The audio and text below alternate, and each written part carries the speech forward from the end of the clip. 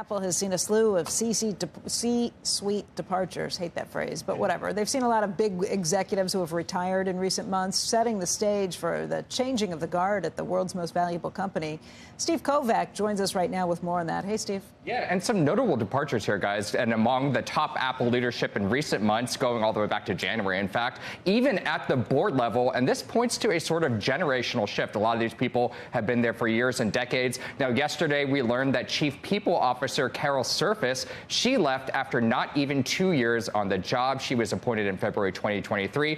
Also this month, Dan Riccio, who was the overall hardware boss until 2021, he stepped aside to lead the team making the Apple Vision Pro headset. And then in August, CFO Luca Maestri announced he's stepping down to take another role at the company. All three of those, Tim Cook's direct reports. Now, on top of that, some other notable senior executives leaving after decades at the company, like the head of procurement and a top App Store vice president.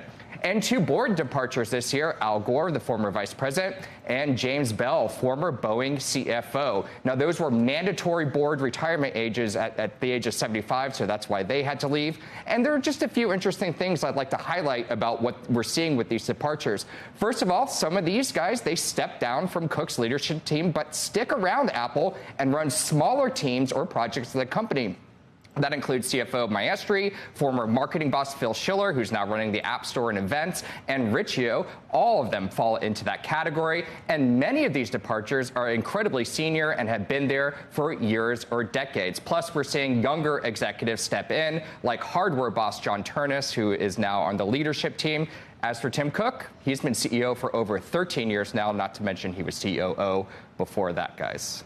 Yeah, and I think the Luca news, Luca Maestri, yeah. I mean, that was the biggest one that could have sent the market kind of tumbling and concerned about what was happening. The idea that he's not leaving, that he's sticking around, this is probably more about commuting. It could be a little bit, or just taking a diminished role. And that's what's interesting towards the end there. That's why I highlighted those three people who stuck around. Phil Schiller, he's been at Apple since, way early, marketing boss. He's still there, and he's, they call him an Apple fellow, which means he's semi-retired. I don't know how to really describe it. We still want your brain. Exactly. That's exactly it. But he's running a very important part of the business, the App Store, and he's working with all those regulations they're facing in Europe and things like that as well. So it's really interesting to see what's going on. And then we talk about succession, right? Tim Cook, he'll be 64 in a couple weeks. He's been CEO for 13 years.